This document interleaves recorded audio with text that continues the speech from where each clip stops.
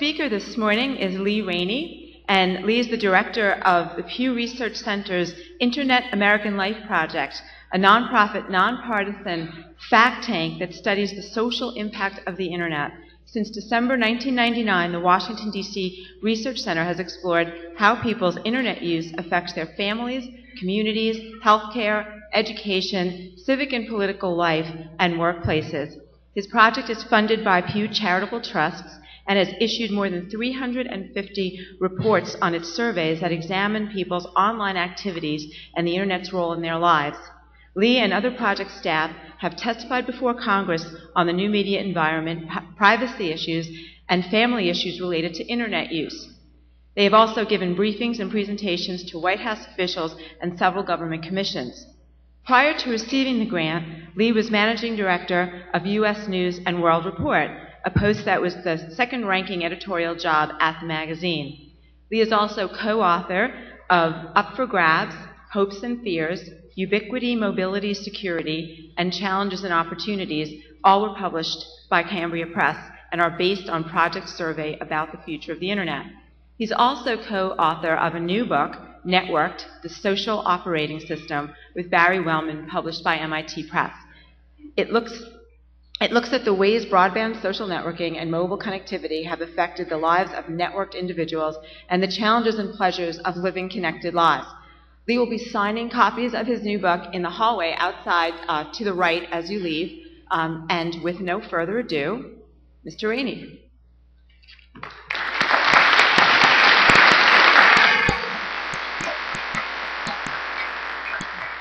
That was really nice and longer and more charitable than many of the other things that are said about me. So I'm especially grateful for that.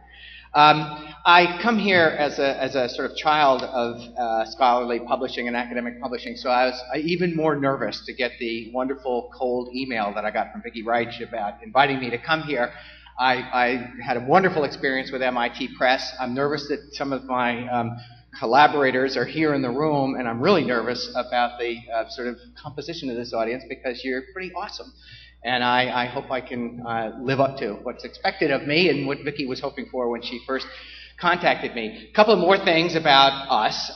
The Pew Research Center, Pew Foundation, it's a family name.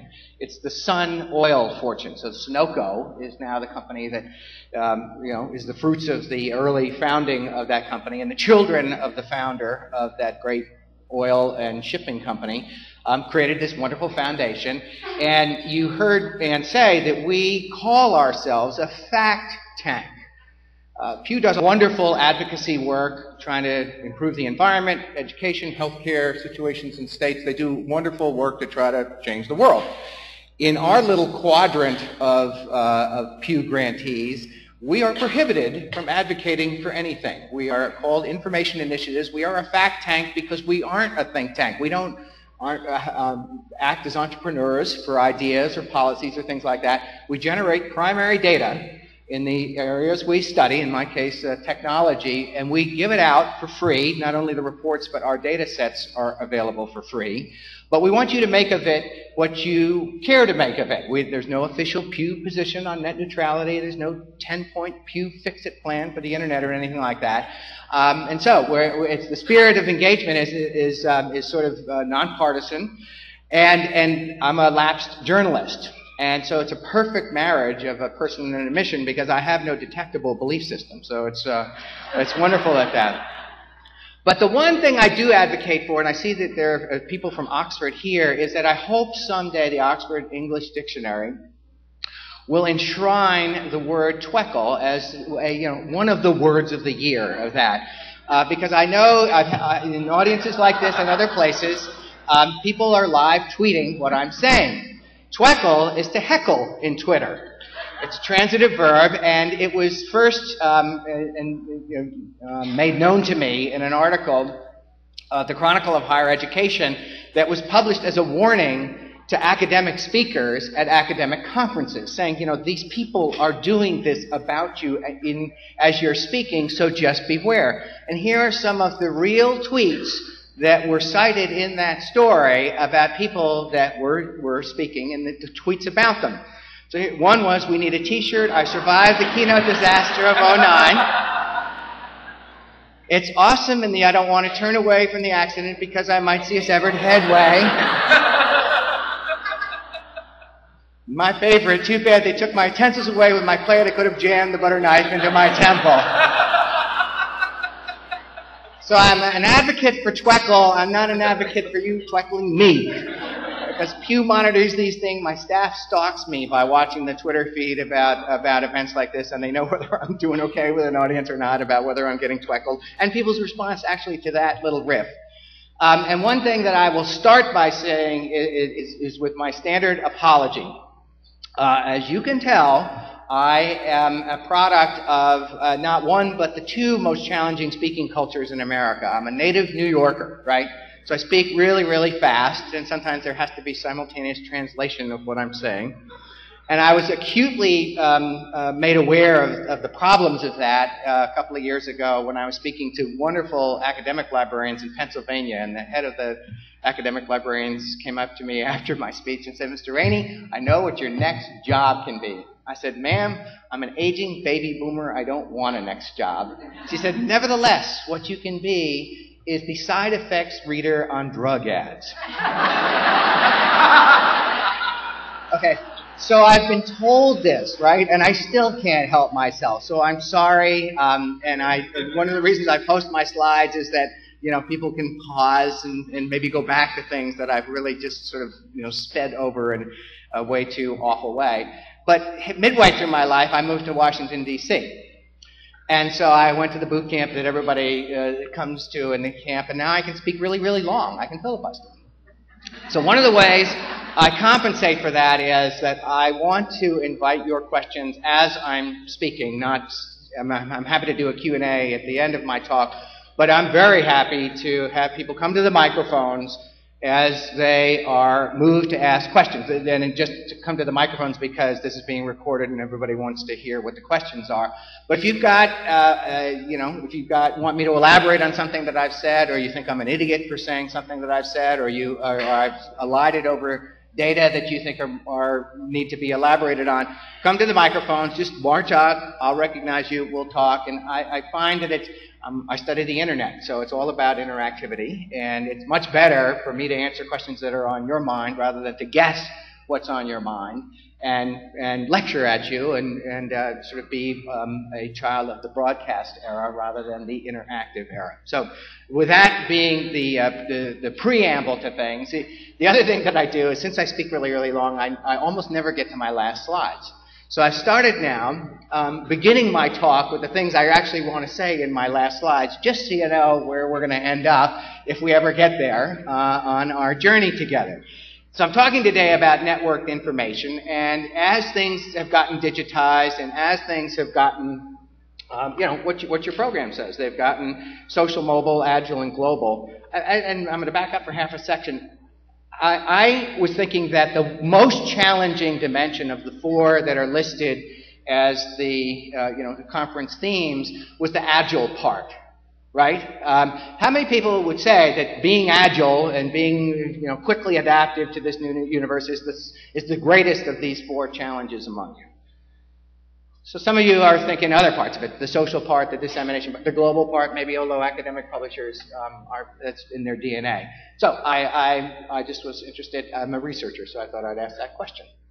Anyway, here are 10 things that are hallmarks of networked information in this new digital age of networked individuals. My book is about people who are living in much more nowadays in loose-knit networks rather than tight-knit groups, and loose-knit networks instead of big hierarchical bureaucracies. So that's the big social change that we talk about in our book. But a centerpiece of what's going on in their lives is that information is networked.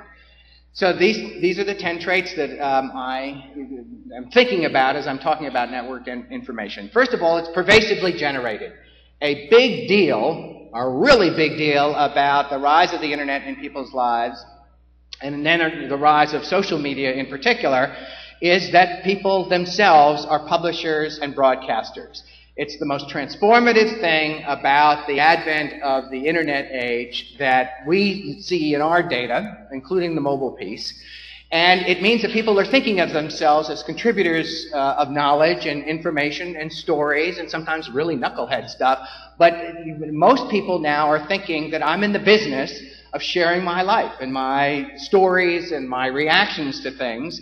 And it's a very different world from the broadcast world and the world where publishing companies, broadcasting companies, news media companies like the one I used to work for, that was their business. And they were the ones who were the gatherers and synthesizers and understanders of information, and they fed it out to everybody else who sat passively back and consumed it. Now everybody's a generator, and that's changed the way they think about information and think about their role in the world. It also is pervasively consumed. I mean, now when we walk around with mobile devices in our pockets that give us access to every piece of information we could ever want to have, people call this a second skin, right? We live in a sea of information and data, and it's easily accessible with the devices that we now carry around. And that, again, has changed people's sense of when they can get the information they want, when they can access their friends, and how information and their friends can serve them. And I would actually pause there and introduce a notion that might be a little foreign to you, which is that all publishers, including and even especially academic publishers, in this new environment can be thinking of themselves as nodes in people's networks. That's what you are. You're providing useful information to people to help them navigate their lives, help them learn new things, and help them sort of grow and respond to the world around them. So you're friends. You know, you're not sort of distant and sort of serious, formal, removed partners of people. You are active, intimate friends in people's networks, and thinking about acting like a friend and thinking about particularly the social piece of your conference.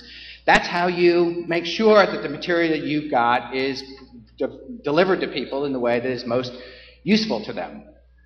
It's portable. I mean, obviously, as people carry it around in their devices, they now think that they can, they don't necessarily have to go to a place, or they don't necessarily have to be in a specific set of circumstances to get what they want. They get it as they care about it. And since many of these devices now are content creation devices as well as content consuming devices, the portability of them allows people to share a lot more of their lives with people.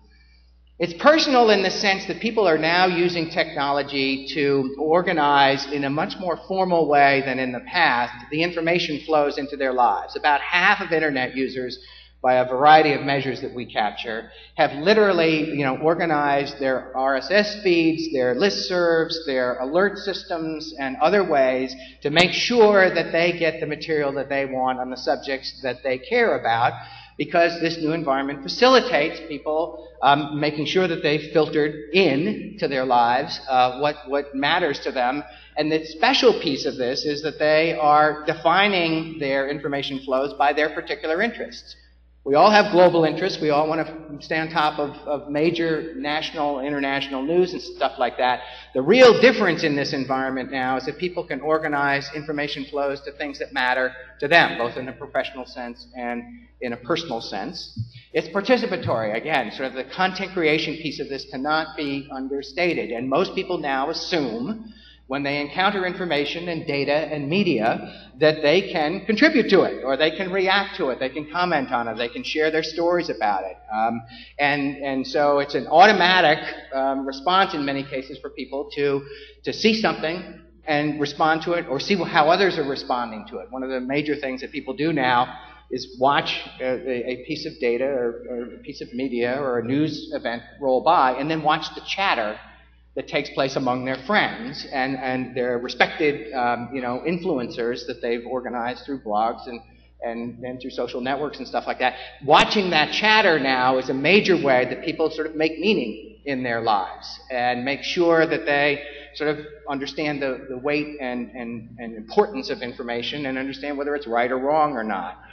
It's persistent and searchable. Now, persistent information, once it's in a book, it's persistent in a way, but the searchable piece is the new dimension of this now, where if it's on the web, it can be found. And there are ways now that this obviously comes back to haunt people, but it also, in important ways, allows them to access all kinds of things in an instant that used to take a long time to gather. And the sort of instant searchability, just-in-time access to information, makes a huge difference in how people even think about whether they need to access media or not, and in many cases helps them navigate the world as well as navigate knowledge. It's continually edited.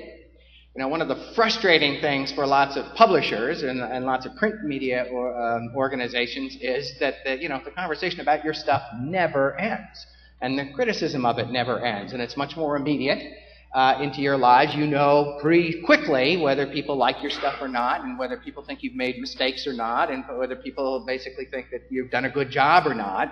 But the editing process in the sort of good old days used to be that the editing was the first thing that happened, and once things went out the door, it pretty much stopped, right? Now, that process has been flipped. There's a lot of important editing that goes on, particularly in publishing houses, ahead of time.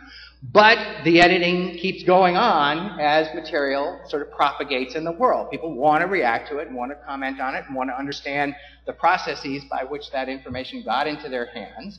And it puts interesting pressures on media companies and publishers to explain why they did what they did, and explain their processes, and explain why certain things sort of made the cut in their publication and certain things didn't make the cut, or why they chose to emphasize one thing over another thing, or why this set of facts matters more than that set of facts. So again, sort of as you're thinking about being nodes in people's networks, friends in people's networks, think that you're in a conversation now. You're not just sort of disseminating it and that's the end of the process.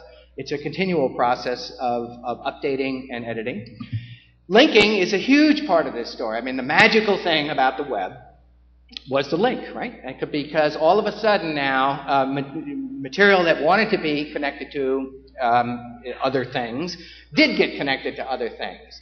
And there's an expectation now that in many cases, lots of material is full of links, because that is a sign, first of all, of what your sourcing is. So it's a good academic and scholarly practice. But it also is a way to sort of build credibility and show where your material came from, and to build transparency into the process. And one of the striking things we've seen in data as people evaluate institutions that generate information, particularly news organizations in this case, one of the scoring things that they do about whether I'm going to trust this brand or not is how transparent it is and how open it is to conversations with consumers. So trust is now a new significant hallmark of people's relationships to institutions. They are judging you in some respects by the degree to which you share your stuff, that you're open about how you arrived at it, that you will add material to it if it's relevant and interesting and important. And the link is sort of the center of that story. Information now is social currency. There isn't a sentence in one of your publications, or one of your websites, or one of your apps now. It's so awesome that you built an app for this conference. That isn't essentially an artifact of a community and an artifact of conversation. And there are, the organizations that are succeeding, at least in propagating ideas and knowledge in this environment, are facilitating conversation around their material. It's not just publishing a PDF, or certainly it's not just publishing a printed book. It's making sure that the material is broken up in ways that are hospitable to sharing, and hospitable to people commenting on them and ranking and rating and conversing about them, and then being in that conversation. So, data are conversations now and social currency. It's multi-platformed. This is the probably most frustrating part of this new environment, because we're in transition, right? The book is certainly not over. The digital environment hasn't taken hold everywhere and in every capacity. And so you see this every day in your lives, where there are stakeholders that have loved you and cared about you and needed you forever and love the old stuff that you do and the old ways that you do it, right? They are embedded in your systems. They like the products that you make. They like the form of the products that you make them in. And so serving them is a really important part of your job, because they're your they're precious customers, and they probably spend more money than lots of other customers. At the same time, there are ways now that this information obviously is propagating in all sorts of formats, in all sorts of ways, and making your stuff suitable for consumption and suitable for conversation on every conceivable platform and every conceivable device is a pretty good business strategy, because you don't want to sort of miss parts of your audience just because you don't have something to deliver to them on their iPads. And so you're serving both worlds. They're both anxious to have you, do your best on their behalf. And it's real complicated to think about, well, how do I spend my next incremental piece of resources?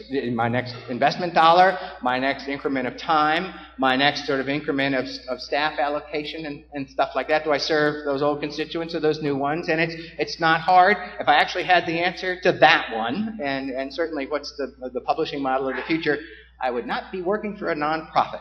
I would be cashing a paycheck like Mark Zuckerberg.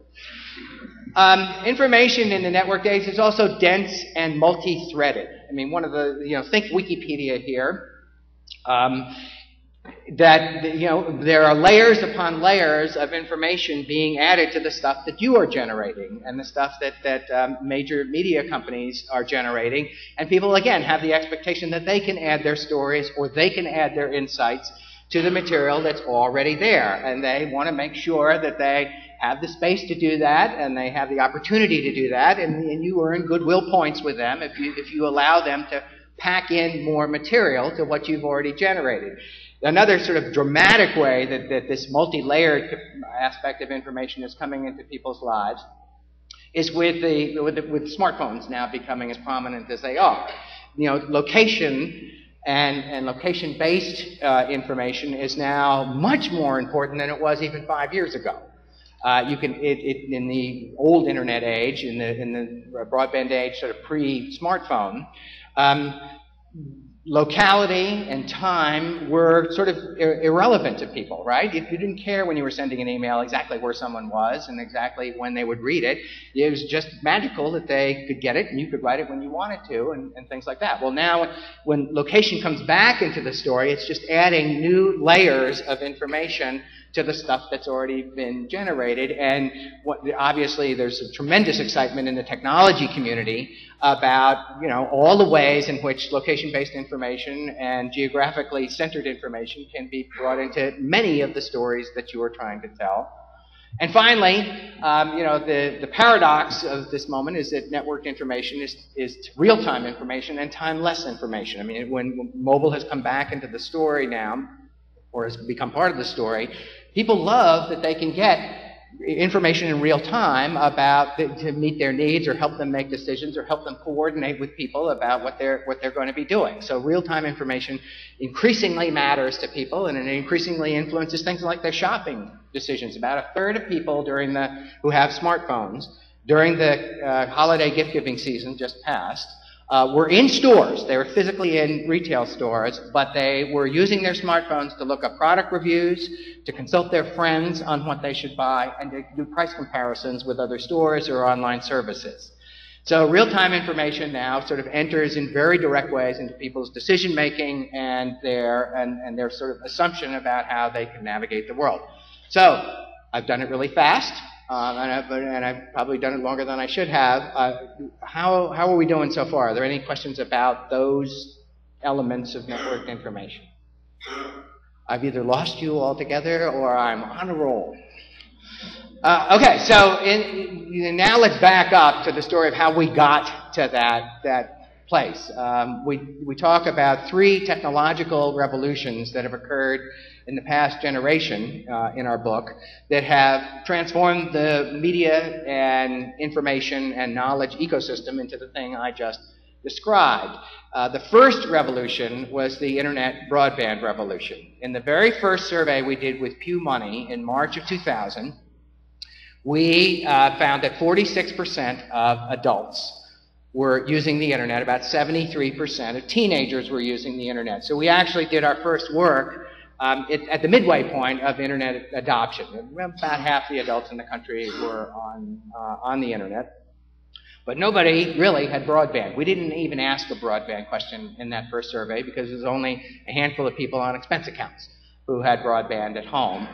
We started asking broadband questions in early 2001, so about a year after we went into business. And in February 2001, 4% of Americans had broadband at home. Now it's 66% of American adults. So it's an amazing story about rapid adoption of a consumer technology. And as we watch people migrate from the dial-up environment to the broadband environment, we saw them spend more time online. We saw them do many more things online.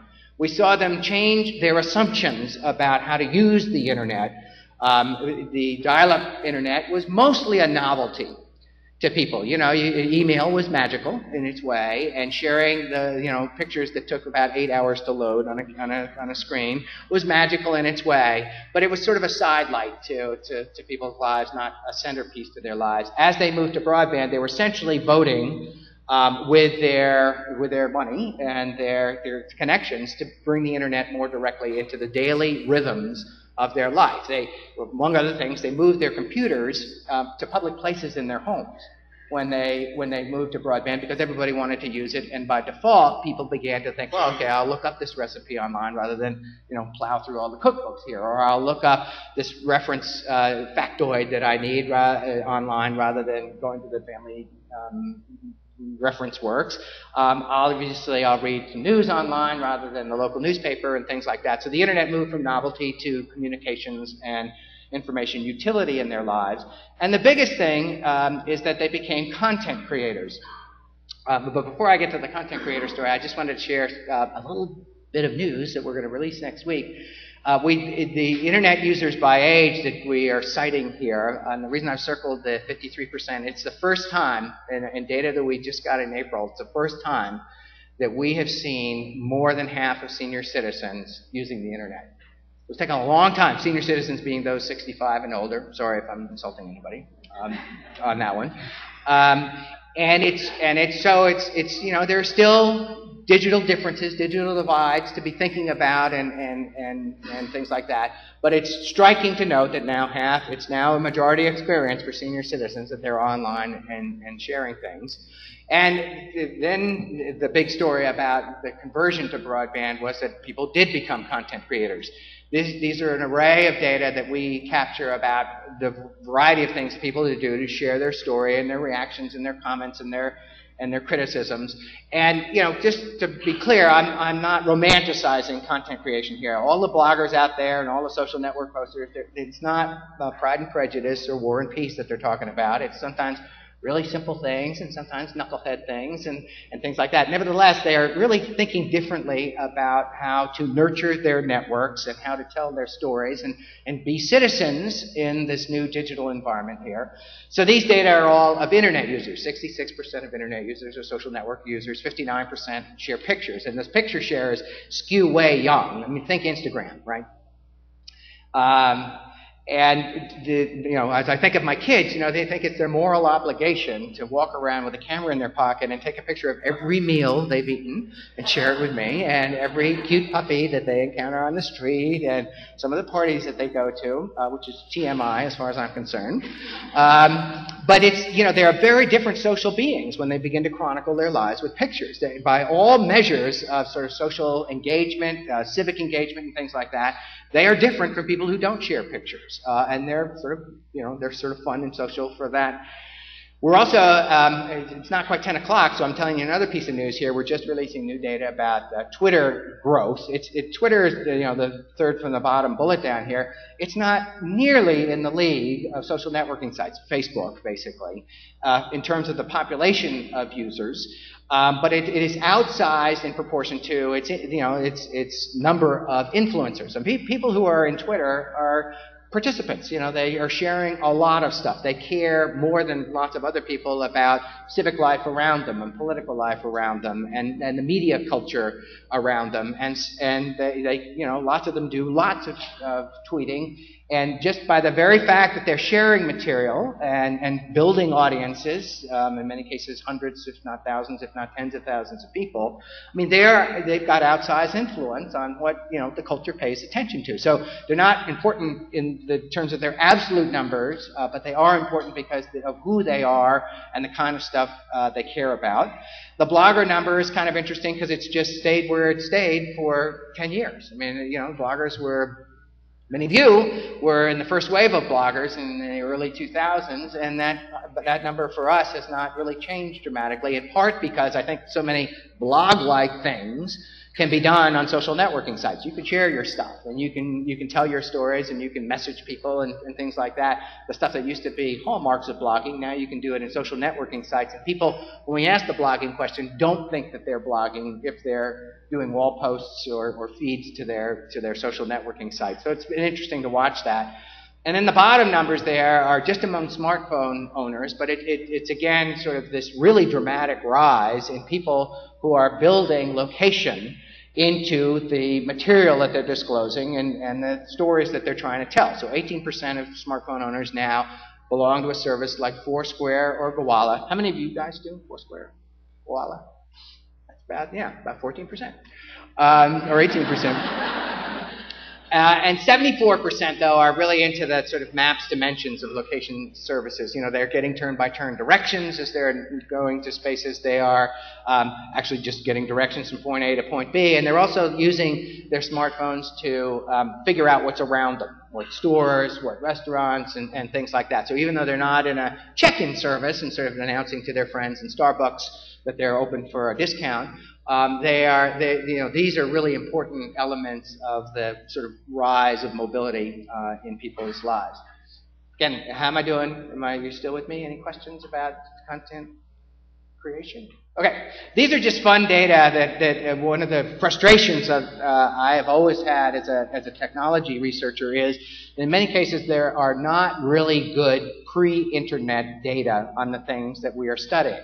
So people, for instance, want to know, is there more multitasking now than there's ever been before? And I say, who the heck knows? Because nobody thought to ask the kind of detailed, what are you doing with multiple things kinds of questions, in 1970 that now everybody wants to ask now.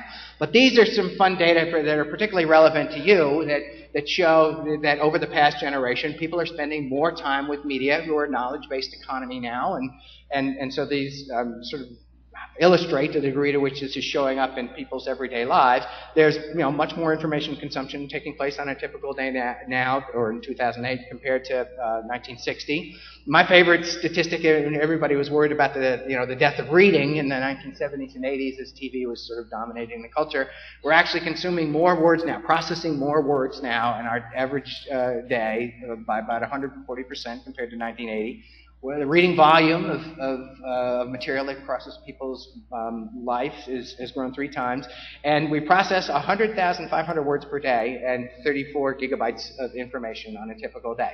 These come from the University of California at San Diego, and they are awesome and sort of awe-inspiring.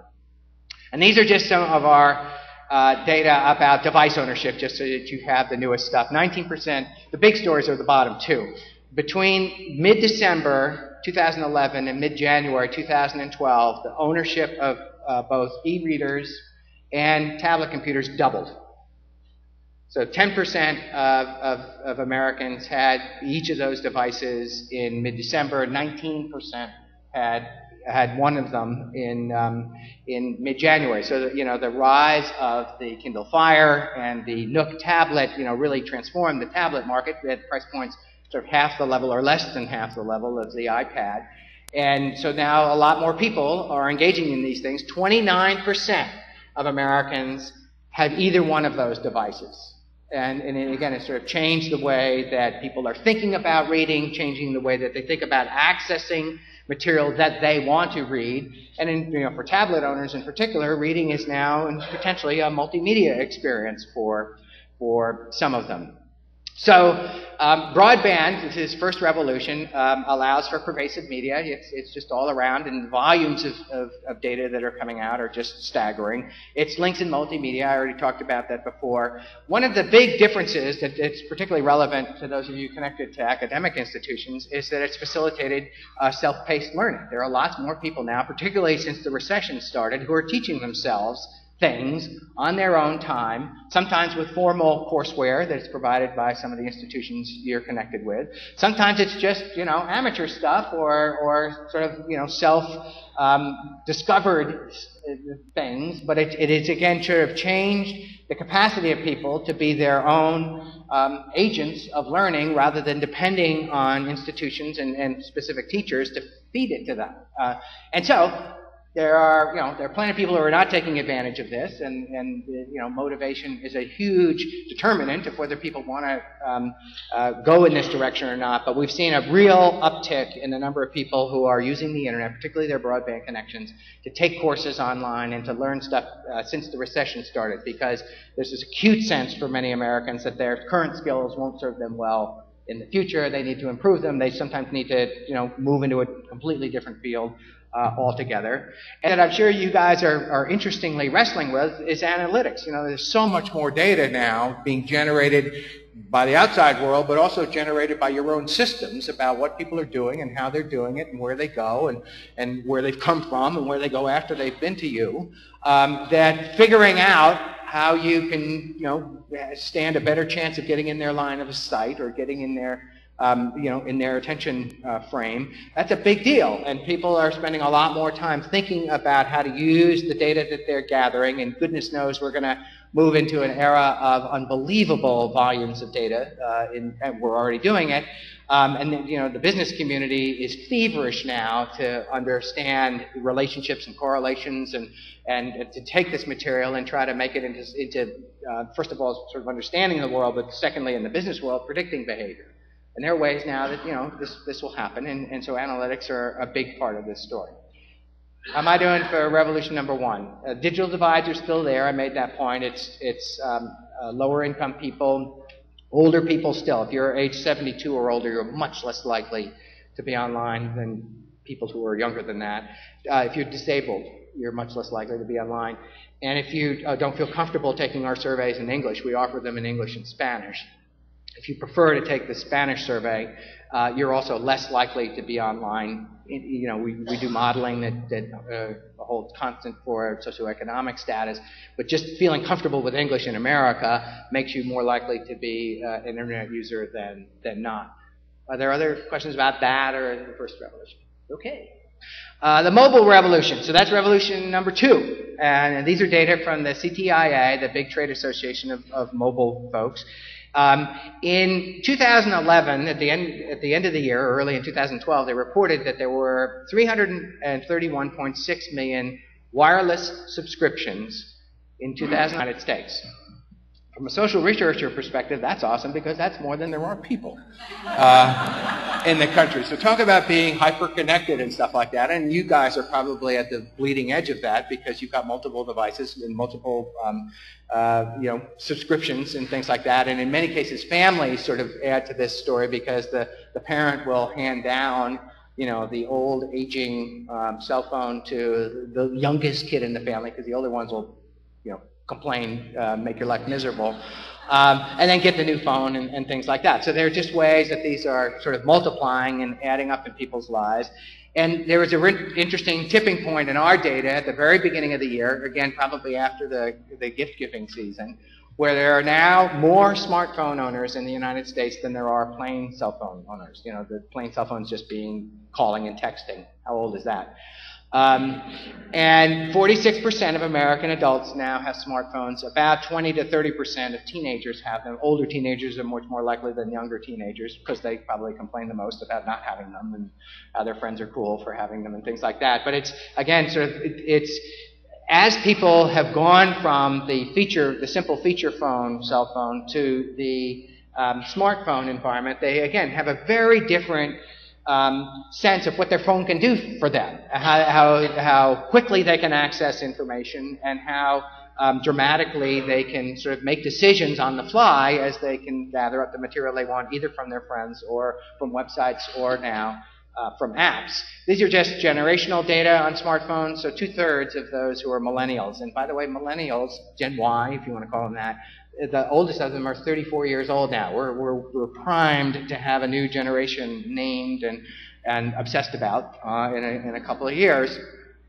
And lots of people now in the smartphone environment have apps. Half the people in the country on their tablet or their smartphone have an app. And it's changed their relationship to information from the World Wide Web, Wild West, browser-based, Google-oriented web compared to the app. When you download an app, you are sort of establishing a much more formal relationship to a particular institution or a particular company, and it matters. And you're saying, you know, I trust the information that comes from this company. I trust the information will be relevant to me, and it will be delivered to me in a timely way and stuff. It's restoring, for instance, people's sense of brand and sense of trustworthiness as they think about how they navigate the apps environment.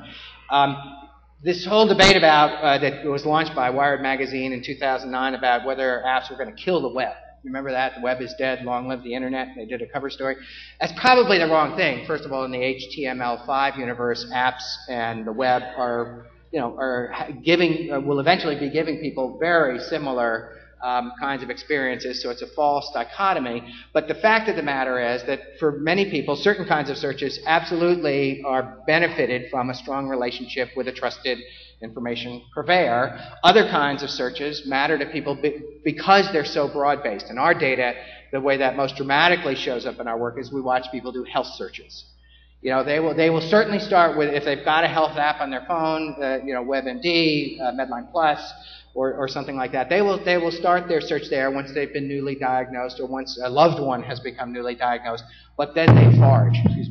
They go as many places as they possibly can to learn about the latest clinical trials related to the treatments for that disease, to get access to the most important new formal literature that's been published on that disease, to find patient support groups and people who are just like them. One of the most powerful sort of new kinds of communities that we see being built in this world are just in time, just like me communities, where people don't care if it's a stranger in this community or not. They just want to know someone who's going through the same thing or has already been through the same thing that I'm going through right now. And in health, that matters a lot. So people are now finding patient communities and tons of support. I mean, people who say the internet is, you know, selfish and diminishing of social life haven't looked at these communities, because there's just rich altruism, rich sharing, very deep bonds that are formed between people who are strangers to each other, but who immediately find connection because they have been going through the same thing.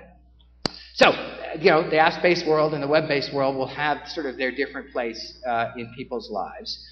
Mobile connectivity alters people's expectations about when they can get information and where they can get it, so they have new access points anytime, anywhere, on any device. That's what those AAAs are for. One of the most interesting things we've seen change in this environment is people's, literally, their attention allocation, right?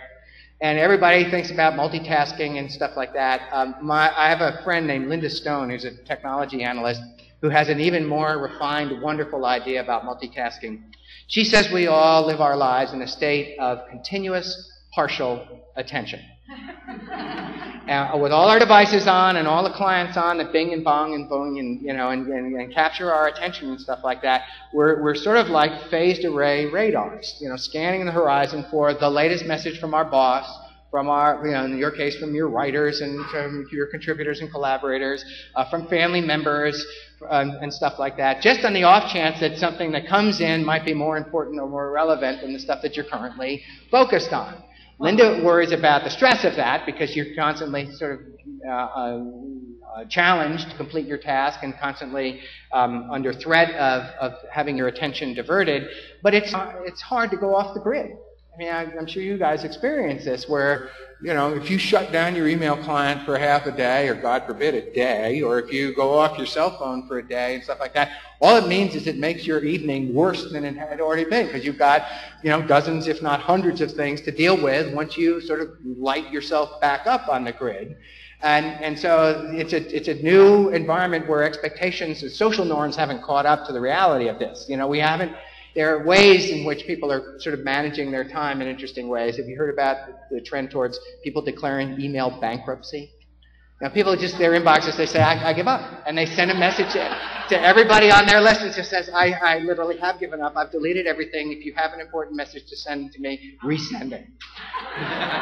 And think about the away messages that you left as you came to this conference and that you get from people. You know, there's people saying, I know, I'm offline. Don't bother me. I'm actually learning stuff and exercising my brain. But, you know, we're beginning to come up with the management tools of our social relationships as well as our time in this. But there are not established norms on this. There is not an Emily Post yet who has sort of said this is the right way to you know, go off the grid, and this is the way that's really going to annoy everybody who cares about you. And so we're struggling with that.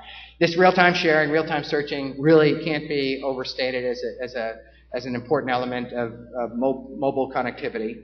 The augmented reality piece of this, particularly in the apps world, I mean, one of the big trends of this era is merging data with the real landscape, right? So you can, you know, point your Stargazer app at the sky and see what constellation you're looking at. How charming is that? Or you can point it at a landscape or a building, and it will feed you data that's known, or feed you the Wikipedia page about, you know, what you're looking at. There's facial recognition stuff. You know, Google's put out these new little glasses that will use its facial recognition tools to figure out who's walking down the street towards you and stuff like that. Kind of disorienting to some people, but it's you know, the big story is how you know, the real world is being augmented by lots of data that are now available at our fingertips.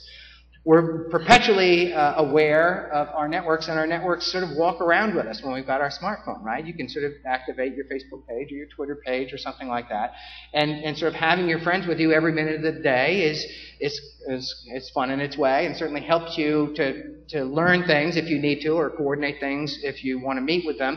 But it's also a challenging environment now where you have to think about managing your network that way. Okay, so that's the second revolution. How are we doing so far? Okay, nobody's going to come to the mics. Third revolution is the social networking revolution. For a long time, sort of well before the internet age, there was a big social change taking place as people moved from those small, tight-knit groups, like families, villages, artisan communities, to much more loose-knit networks. That was already underway, but the rise of technology, and particularly the rise of technological social networks, has put this change you know, accelerated it unbelievably. So these are our most recent data about the number of internet users by age cohort who use social networking sites. And I've circled again the sort of senior citizen number. 35% of those 50% of senior citizens who use the internet use social networking sites, right? And their experience of engagement in social networking spaces is kind of different and fun. They think it's magic. You know, they go to Facebook because their child, or usually a grandchild, has said, if you want to see pictures of me, you've got to be on Facebook. And they start filling in their profile, right? And what do? You fill in where you worked before, where you went to school, where you lived, and stuff like that. And all of a sudden, those other people from your past are served up to you. You want to be friends with so-and-so. I didn't even know so-and-so was still alive. Is she still living in that town and stuff like that? They think it's magic, and they think it's enchanting, and it's really changed the character of social networking spaces. And I was describing this phenomenon to religious broadcasters at the Grand Ole Opry Convention Center in Nashville, sort of a different audience. And one of the guys in the back of the room screamed out, "It's just like the resurrection." And I said, yeah, I would tend to call them latent ties, but that's a cool word. But that's what's going on. The other thing that we really see with the social networking behavior of older folks is that it's tied to their medical conditions. I mean, they're really active in trolling the internet for medical groups, support groups, and sort of like-minded patients who are going through the same thing that they do. So it's sort of enchanting in that way too, that they can find a whole new community of caregivers and people who give them emotional support and things like that. Here are just some data on by generation of how many Facebook friends people in different generations have, and I find it charming that, you know, the people who are age 75 and older who belong to Facebook have 42 friends. Those magic resurrection friends to them. So social media has changed the way that people think about their social networks, and in a really sort of profound way. They are social networks are their composition, the friends networks, not just the technological Facebook type, but people have more friends in their networks now because they can stay in touch with more people and nurture those friendships with pretty easy updates and things like that without having to send, holiday Christmas cards and stuff like that. So we find that networks have gotten bigger, at least the number of people that people know about and care about and connect with, they've gotten bigger. And at the same time, for most people, have gotten more diverse. There are more people by different generations in networks now. There are more people by different socioeconomic status in networks now. There are more people by race and ethnic groups in groups now. So the people who are worrying about whether this social networking environment is putting people in echo chambers is not really showing up in our data. Yes, our friends are more like us than lots of other people are, and yes, they might believe some of the same things that we do, but we've done some research about political chatter inside social networks, and the basic fear has not yet held up. There's a lot of political disagreement that occurs in networks, and the most annoying thing to people in their networks is people who talk about politics too much. So it's not people who are sort of looking to have their views reinforced. It's sort of like the way politics plays out in the broader culture. There's some people who are really into it and really want to talk about it all the time. Most people don't. And so the people who annoy them, or the people who they're disagreeing with, aren't so much coming from a different part of the political spectrum. It's that they care so much more about politics and want to talk so much more about it than the user does.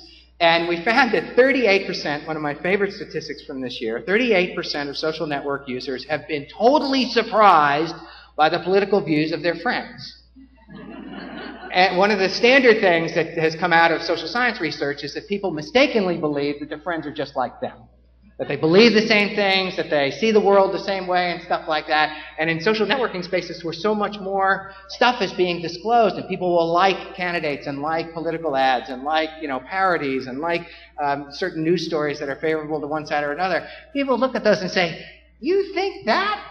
You like her? What are you out of your mind?" But the thing is, they don't take the next step and sort of say, "Well, forget you. You're not on my team. Forget you." They just sort of hope that material doesn't become sort of the dominant part of their relationships, just like we all do, right? In many cases, we'll forgive people their political heresies as long as they don't rub them in our face, right?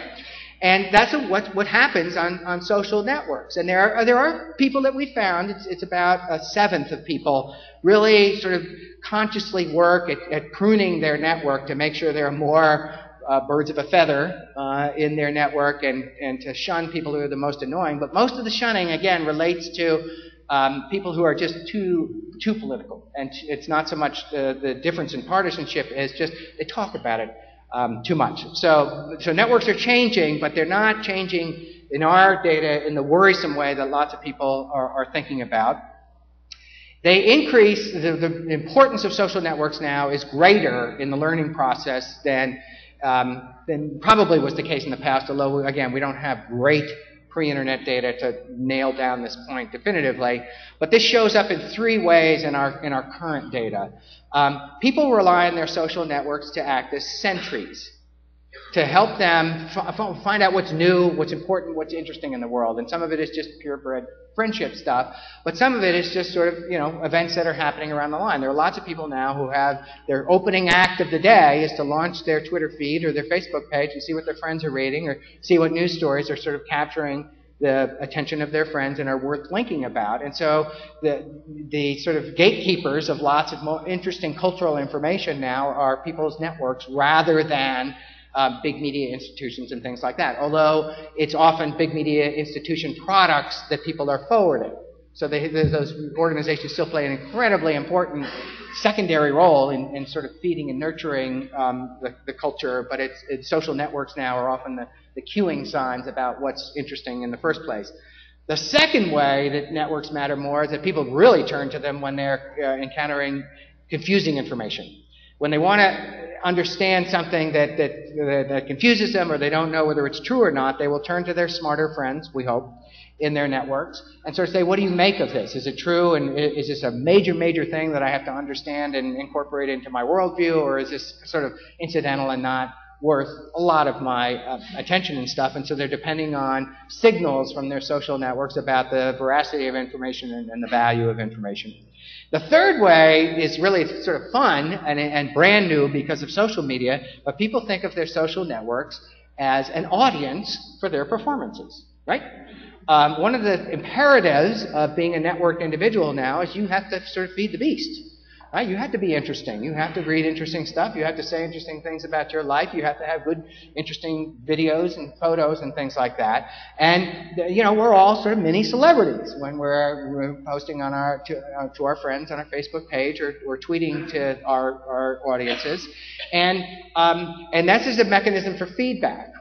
This is a mechanism for people to say, you're out of your mind, you're stupid, or oh wow, I can't believe you got that, or things like that.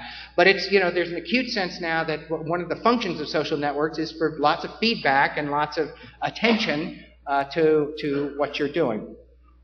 It elevates the social networks now elevate do-it-yourself learning in social networks. So a lot of people now are using their social networks to be teaching mechanisms or to teach them things. It's sort of back to that point about the veracity of information.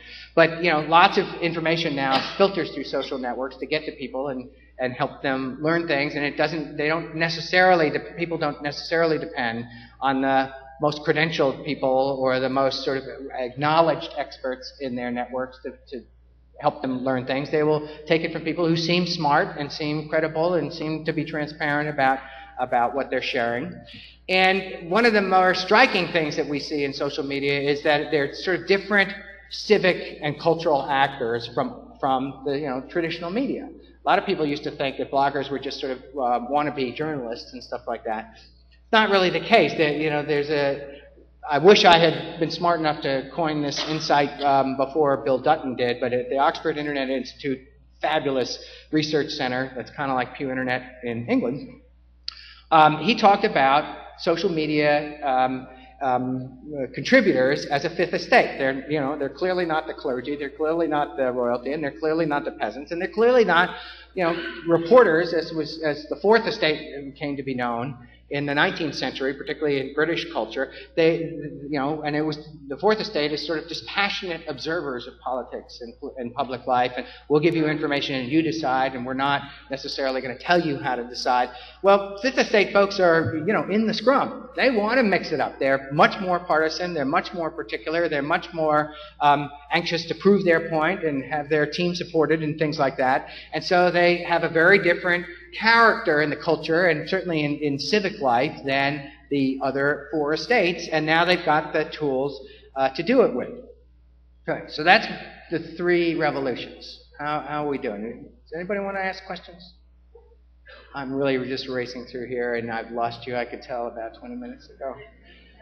We've got a few more minutes, and well, actually, I'll do a quick thing on this and then get to the end. This new environment, as you think about knowledge creation and dissemination, it was wonderfully anticipated. We certainly in 1997 were not in this ecosystem to the degree that we are now.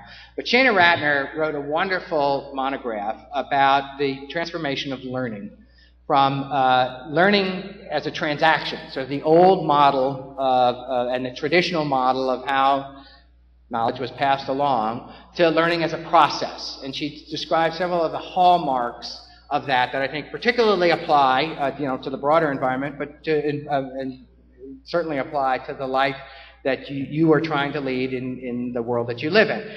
In that old world, knowledge was objective and certain. In the new world, where knowledge is a process, learning is a process, knowledge is subjective and provisional.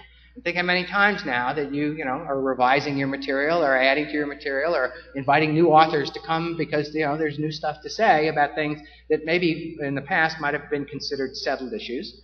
In the old model, learners receive knowledge, and the new model, learners create knowledge. I mean, there's a lot more vivid sense now that people are participants in knowledge creation, and people learn better, certainly, when they are participating rather than passively consuming or receiving information. In the old way of things, knowledge is organized in stable hierarchical structures that could be treated independently of one another. Obviously, disciplines are merging together. It's happening in tons of institutions of higher learning around the country, and it's happening, I'm sure, as you are considering the material that you're going to publish. I bet you there are a lot more multidisciplinary activities that are going on in your world, and you're publishing more books and papers related to that. In the old world, we learn best passively by listening and watching. In the new world, we learn best actively doing and managing our own learning. So going back to that, people as learners. So I thought, so this leaves some big questions for all kinds of institutions, not least of which are publishers. The core question that organizes your life, and if you are asking it of yourself, you are just like every other organization I speak to. You have to figure out what's your franchise and what's the commodity. What's the unique thing of value that you do really, really well, that the world would suffer for the lack of it, and certainly is your marketplace competitive proposition.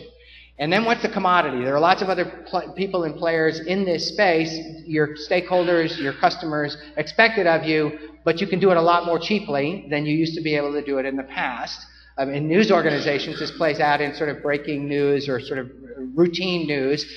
News organizations are trying to figure out what's the right balance of stuff that we really care about and lavish resources on enterprise reporting or special investigative reporting, and what do we take from wire services and other news sources that our folks expect us to cover but don't necessarily want us to spend a lot of money on.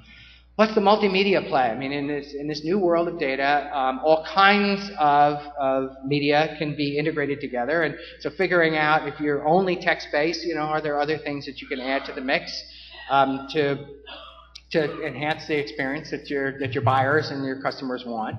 What's the social media, social networking play? Social media, for clear, I mean, you're going to talk a lot about this at this conference and already have begun to talk about where social media fits into your dissemination and how you market and promote yourselves.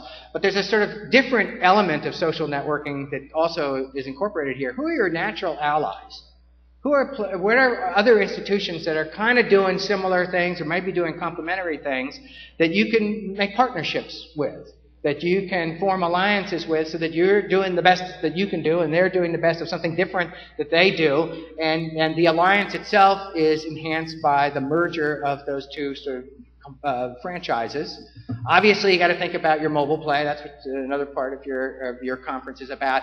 I would argue that the expectation now in the mobile space is that things for quick access and quick sharing, quick turnaround and quick conversation, it's a hallmark of this space, and to the degree that it can possibly be done in all digital spaces, but in mobile spaces too, there's an imperative on being interesting.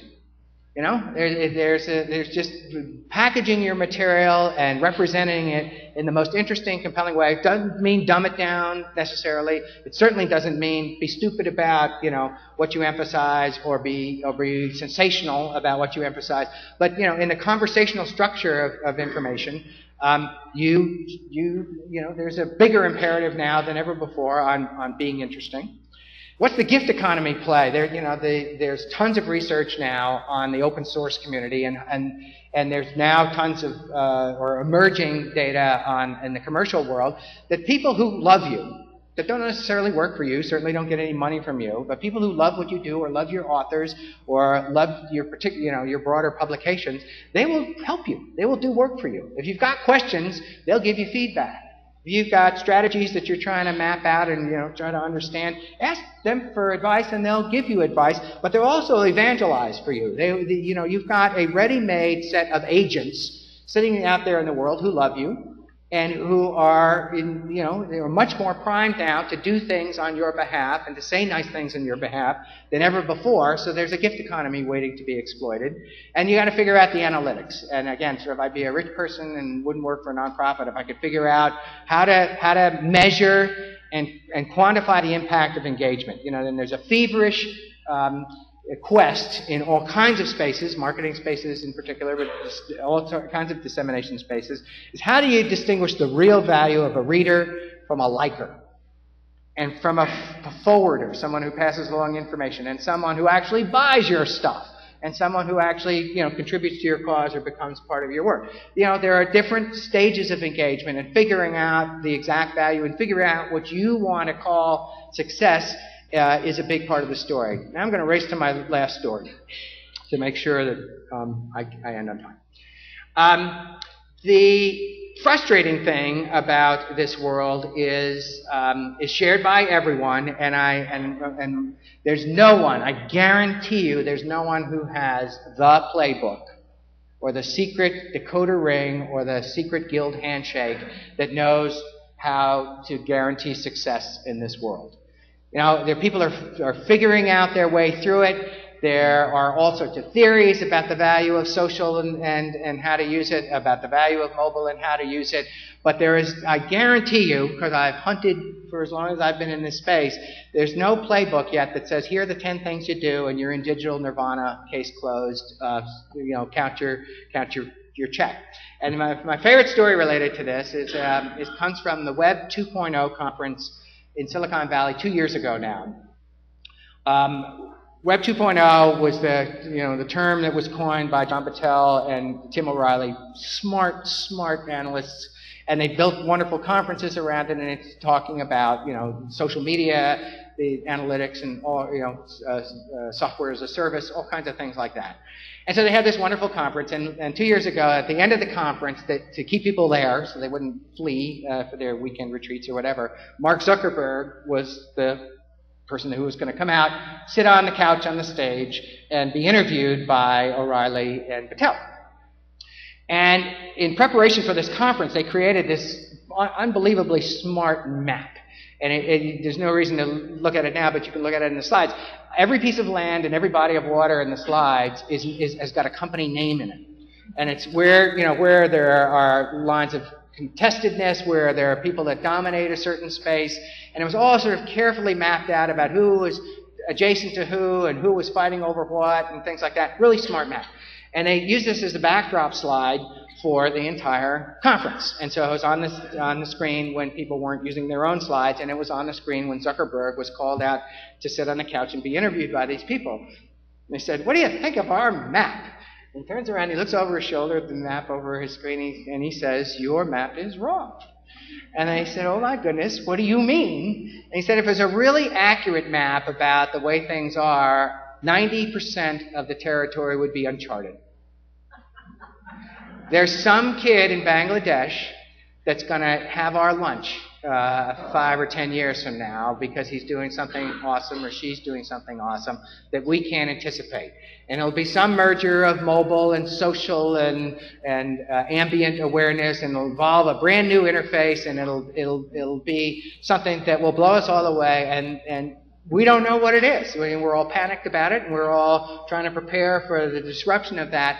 But the fact of the matter is, we don't know, and the companies that are represented on your map don't know." So I would offer that as a scary thought, but also as a word of comfort, because no one else has figured this stuff out either, including, you know, the wizards who are living this and building incredibly powerful and important companies around this stuff. So venture into it with hopeful hearts and with a sense that you're in the same boat as lots of other people, and you're probably a lot smarter than they are, and you have as much claim to getting it right first as anybody else does. So thank you very much.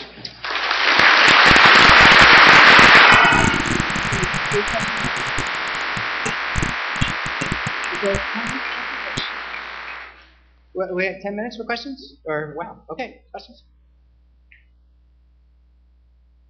Great talk, and I love your data. Thank you. Kent Anderson, thank you. JBJS and Scholarly Kitchen. A lot of your trend lines are going up. Was wondering if you could talk a little bit about what's going down. It seems like there have to be some trade-offs in what people are doing as far as time and media adoption and use. Yeah, the fabulous time diaries work that, again, is sort of imperfect because it wasn't asking people to log things in the 1960s and 70s and 80s that are now being logged. The time diaries work on this stuff says that to make room for digital stuff in people's lives, there's a little less housework being done, right? And a lot less sleep being taking place in people's rooms. So the giveaway that people are doing is with other parts of their lives. And what's really hard to measure is the multitasking dimension of this now. That right now there's some very new Nielsen data that show that when people are watching TV now, it's almost entirely a multitasking, multi-screen experience. They've got their iPad or their smartphone or their computer with them, and they're checking their email during the ads, or they're checking out websites that have been referenced in the thing, or they're talking to their friends about the same show that they're watching and stuff. And so multitasking is actually allowing people to do lots of the old stuff that they love as well as some of the new stuff that they care about.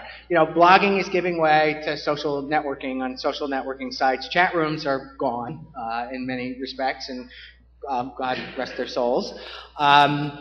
There is much more video being consumed now and sort of less hunting for text-type information. In our data, one of the complications about this is that, you know, functions are merging. So, you know, question language that seemed really crisp and clean to us as we were asking people in our surveys about it 10 years ago just seems really goofy now because sometimes the functions have splayed out and become sort of separate, different functions. Other times they've merged with other things. You know, people are pretty convincingly talking about the end or the post-PC world. There's less stuff being done, and certainly fewer computers being bought now than there were a while ago. The excitement and energy is in tablets and smartphones and things like that. And people are, to some degree, changing the browser experience on a computer to the browser experience on a smartphone just because it's convenient and it's their second skin. It walks around with them. So we're seeing some people who say to us, my smartphone now is my preferred and dominant device for accessing the web. And so that cuts back on sort of big, robust data experiences if you're doing it on a smartphone. Unless it's optimized for that, it's still a clunkier experience and less of a typing experience. Email is in transition in its way. It's still far and away the single most most people use email on any given day than any other activity that we measure. Search, social networking, looking for news, and things like that. And but it's changing. You know, they're now, kids don't email at all unless it's someone who's at least 30 years older than they are. And it's a highly formalized, structured relationship. They will text before anything. I have parents come up to me after every meeting, smartest, most technologically sophisticated folks who understand everything. I've told them nothing new in their lives, but they will come up to me and say, what's going on with my kid? You know, they will be standing next to me and dealing with their network, or they'll be sitting in the back seat of the car and texting the person sitting next to them so that I won't hear their voice, right? And so texting has really taken over, particularly for younger people, as a dominant way to have control over communications in their lives, and email is receding, particularly for younger people. The other thing that we see a lot is that there's a merger of private life and public life, or home life and work life. There are plenty of people doing home-like things at work, and there are plenty of people that are doing work-like things at home, so that the sort of boundaries that used to be pretty clearly delineated in the past are now different. So, and so in some respects, there's more stuff happening in more places. So the giveaways aren't as dramatic as you might assume. Yeah. Hi, Heather Staines from Springer and SFP.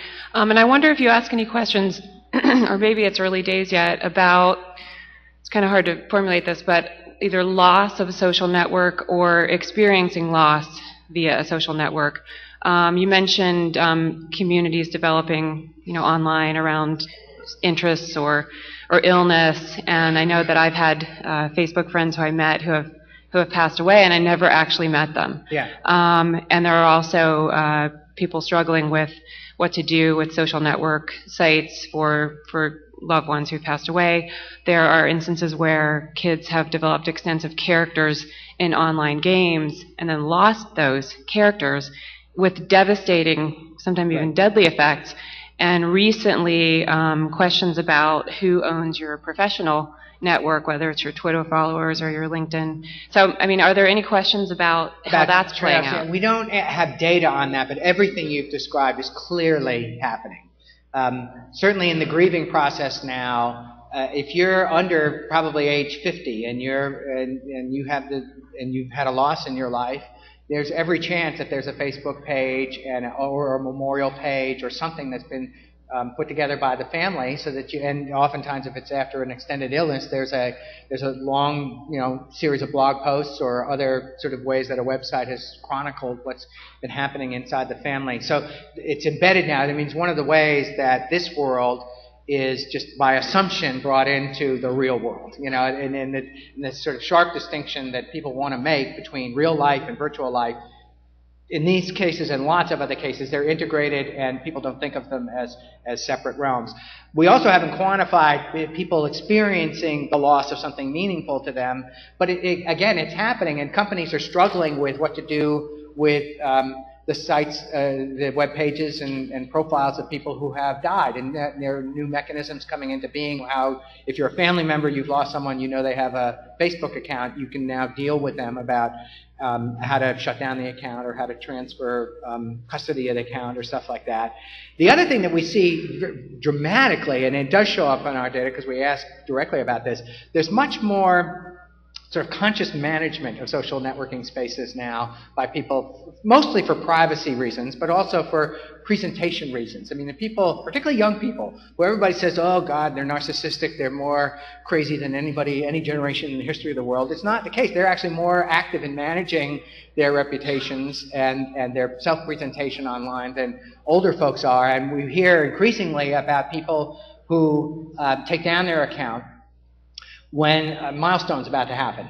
You know, they're applying to college, they don't want the admissions officers to see all the drunken, disorderly pictures of them in high school. And when they're applying for their first job, or sometimes when they're starting a new romance, they don't want, you know, all of their exes to come back into the relationship.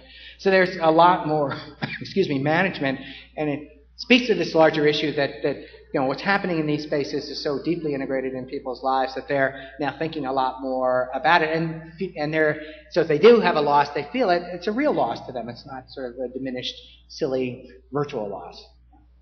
Bill Kasler from Apex. You know, you've very appropriately characterized this whole network world as very atomized, very granular, very personal, very dispersed, very diverse, etc. At the same time, on the commercial side, we're seeing this intense, huge concentration. Big, dominant players, Google, Amazon, Apple, Facebook. Can you kind of comment on that? Yeah, it's apparent dichotomy. The internet's been very, very good to big brands and you know and big, active, smart players and things like that. And it's absolutely true. I mean, and we see it in all kinds of content where, you know, established, particularly high prestige brands, the New York Times, the BBC, and stuff like that, are way far away dominate traffic compared to regional newspapers or sort of non-national or non-international newspapers. So the notion that early developers of the web in particular thought that this, you know, the democratization would bring down or level the playing field between big actors and smaller actors isn't the case. The long tail still prevails. I mean, there are more niches and there are more players and there are more participants who are sort of making do in this new environment, but big players have actually been strengthened in many cases by what's happening. And, you know, the biggest players, the providers and countries, you know, we watched the meeting in Dubai in October where the UN gets together and thinks about, you know, how it's UN nations thinking about ways to regulate the internet. So there are plenty of ways now that that big players have their say, or big players can you know, be tremendously dominant in these spaces, and that, you know, non-commercial players now are quite active in thinking through where they stand. Yeah. So sorry.